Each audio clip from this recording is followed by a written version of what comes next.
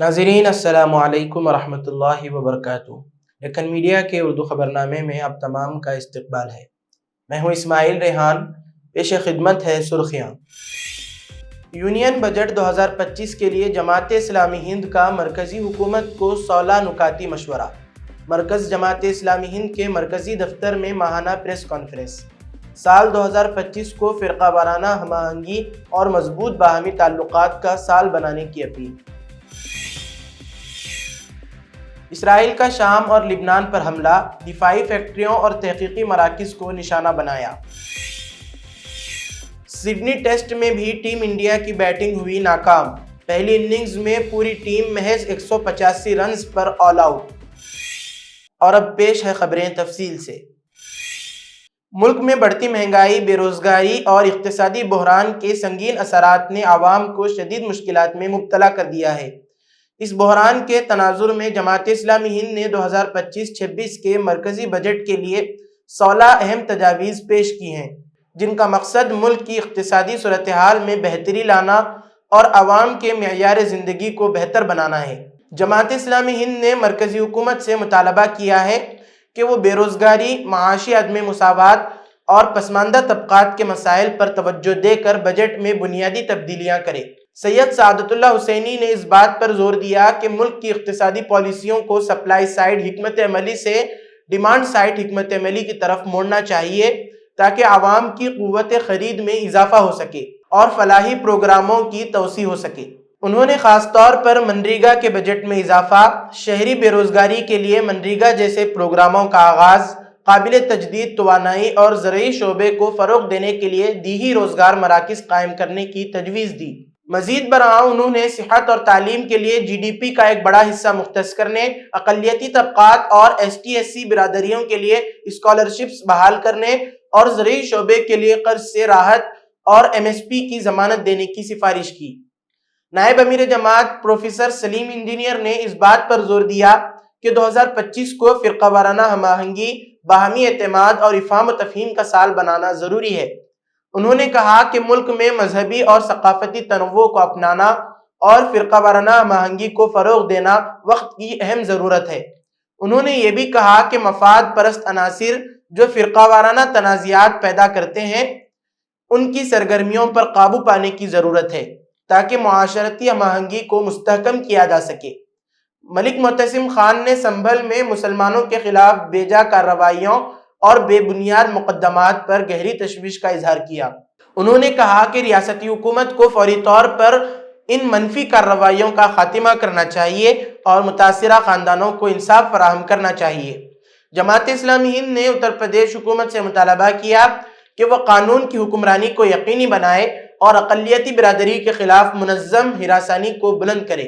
تمام تر تجاویز اور اپیلوں کا مقصد ملک میں اقتصادی بحران سے نمٹنا، پسماندہ طبقات کی فلاح و بہبود اور سماجی و مذہبی ہم آہنگی کو فروغ دینا ہے تاکہ ملک کے ہر شہری کو انصاف، ترقی اور خوشحالی مل سکے۔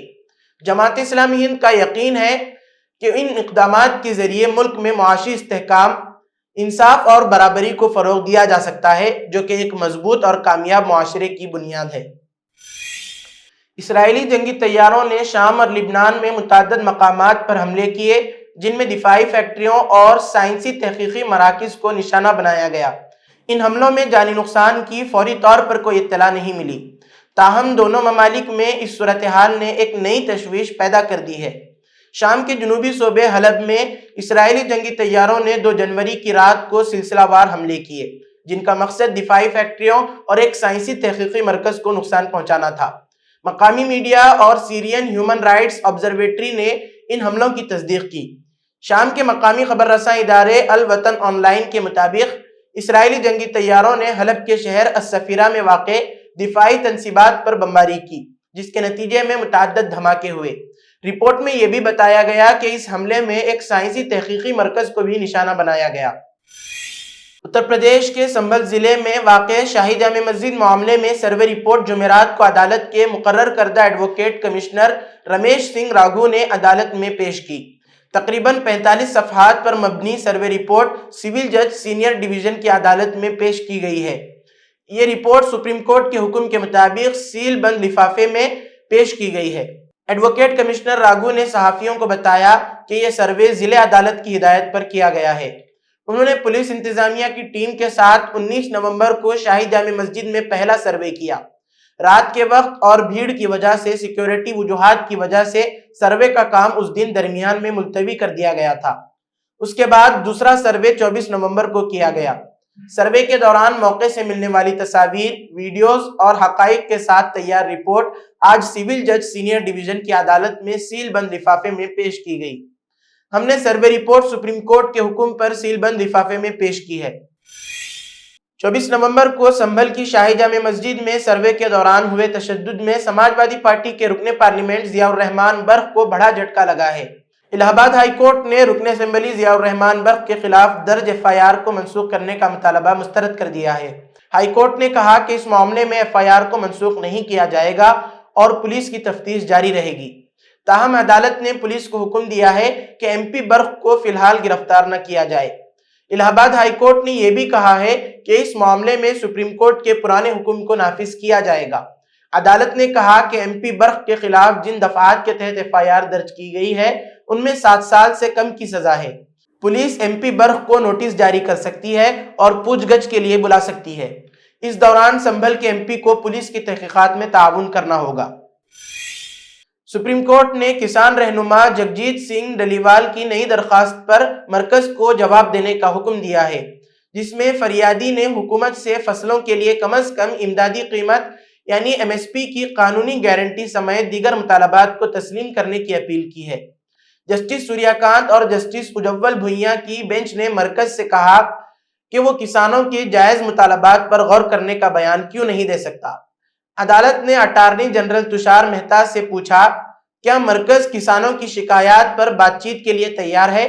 جس پر مہتا نے کہا کہ عدالت تمام عوامل سے واقف نہیں ہے اور مرکز ہر کسان کے مسائل پر سنجیدہ ہے۔ کسان رہنما کے وکیل گوونندر کورگل نے کہا کہ یہ مسئلہ 2021 میں اس وقت حل ہوا تھا جب مرکز نے MSP کی ضمانت دینے کی تجویز پیش کی تھی۔ گل نے کہا کہ یہ ایک وعدہ تھا جس کی بنیاد پر کسانوں نے اپنی تحریک واپس لی۔ اب مرکز پیچھے نہیں ہٹ سکتا۔ عدالت نے کہا کہ کسانوں کے مسائل حل کرنے کے لیے اعلیٰ سطحی کمیٹی تشکیل دی گئی ہے جس کی قیادت ایک ریٹائرڈ جج کر رہے ہیں جو پنجاب اور ہریانہ کے زرعی امور سے بخوبی واقف ہیں۔ بینچ نے کسانوں کو مشورہ دیا کہ وہ کمیٹی کے ساتھ مل کر بات چیت کریں اور تصادم سے گریز کریں۔ کانگریس کے رہنما اور سابق رکن پارلیمنٹ راہل گاندھی نے BJP پر سخت تنقید کرتے ہوئے کہا کہ حکومت نوجوانوں کے حقوق کو پامال کر رہی ہے اور ان کا مستقبل تباہ کر رہی ہے۔ انہوں نے کہا کہ حکومت کی طرف سے سرکاری بھرتیوں میں مسلسل ناکامی اور امتحانات کی تاریخوں میں تاخیر نے نوجوانوں کو مایوس کر دیا ہے۔ اس کے علاوہ جب کبھی طلباء اپنی مانگوں کے لیے آواز اٹھاتے ہیں تو ان کی آواز کو ظلم و زیادتی سے دبا دیا جاتا ہے۔ راہل گاندھی نے حالیہ طور پر مدھیہ پردیش میں MPPSC میں ہونے والی گڑبڑ کے خلاف احتجاج کرنے والے 2 طلباء کو جیل بھیجنے جانے کی شدید مذمت کی۔ انہوں نے کہا کہ یہ BJP حکومت کی جمہوریت مخالف کارروائی ہے اور اس سے ظاہر ہوتا ہے کہ حکومت نے طلباء کے ساتھ کیے گئے وعدوں کو پورا نہیں کیا۔ راہل گاندھی نے کہا کہ BJP کی حکومت نے نہ صرف طلباء کے اعتماد کو توڑا ہے بلکہ جمہوریت کے اصولوں کو بھی پامال کیا ہے۔ ہندوستان اور آسٹریلیا کے درمیان بارڈر گواسکر ٹرافی کا آخری ٹیسٹ میچ آج سے سڈنی میں شروع ہوا۔ ہندوستان نے ٹاس جیت کر پہلے بیٹنگ کا فیصلہ کیا، تاہم ٹیم انڈیا کی بیٹنگ ایک مرتبہ پھر ناکام ثابت ہوئی۔ پوری ٹیم محض 185 رن بنا کر آؤٹ ہو گئی۔ ٹیم کے لیے رشبھ پنت نے سب سے زیادہ 40 رن بنائے، جبکہ وراٹ کوہلی، KL راہل اور جڈیجا ایک مرتبہ پھر ناکام رہے۔ شبھمان گل 20 اور رویندر جڈیجا 26 رن بنانے میں کامیاب رہے۔ آسٹریلیا کے لیے اسکاٹ بولینڈ نے 4 جبکہ مچل اسٹارک نے 3 وکٹ حاصل کیے۔ پہلے دن کا کھیل ختم ہونے تک آسٹریلیا نے اپنی پہلی اننگز میں صرف 9 رن پر 1 وکٹ گنوا دی۔ عثمان خواجہ 2 رن بنانے کے بعد بمراہ کا شکار ہو گئے۔ واضح رہے کہ اصل کپتان روہت شرما کو اس میچ کے لیے آرام دیا گیا، جن کی غیر موجودگی میں جسپریت بمراہ ٹیم کی قیادت کر رہے ہیں۔